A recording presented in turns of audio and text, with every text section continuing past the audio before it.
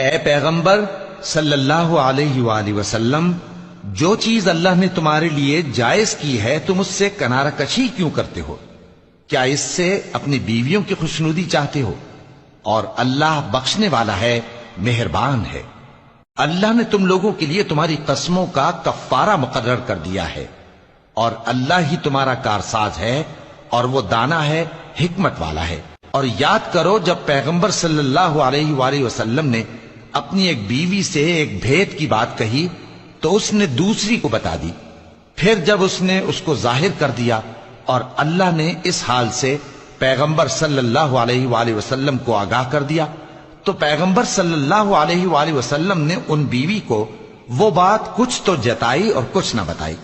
سو جب وہ بات ان کو بتائی تو وہ پوچھنے لگیں کہ آپ کو یہ کس نے بتایا؟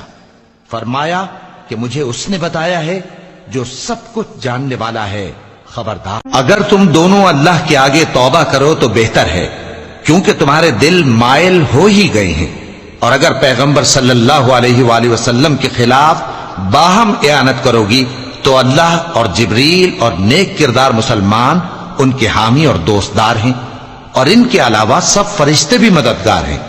اے ازواج نبی، اگر پیغمبر صلی اللہ علیہ وآلہ وسلم تم کو طلاق دے دیں تو عجب نہیں کہ ان کا پروردگار تمہارے بدلے ان کو تم سے بہتر بیویاں دے دے، مسلمان، ایمان والیاں، فرما بردار، توبہ کرنے والیاں، عبادت گزار، روزہ رکھنے والیاں، شادی شدہ اور کنواریاں۔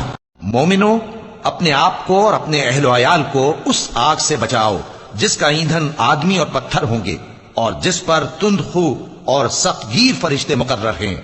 وہ کسی حکم کی جو اللہ ان کو دیتا ہے نافرمانی نہیں کرتے، اور جو حکم ان کو ملتا ہے اسے بجا لاتے ہیں۔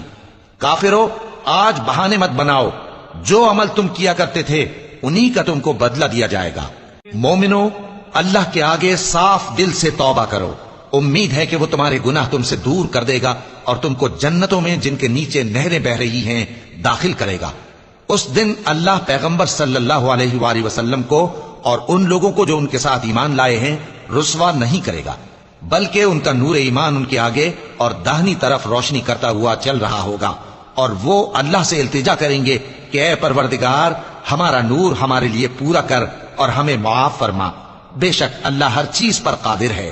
اے پیغمبر صلی اللہ علیہ وآلہ وسلم، کافروں اور منافقوں سے جہاد کرو اور ان پر سختی کرو، اور ان کا ٹھکانہ دوزخ ہے اور وہ بہت بری جگہ ہے۔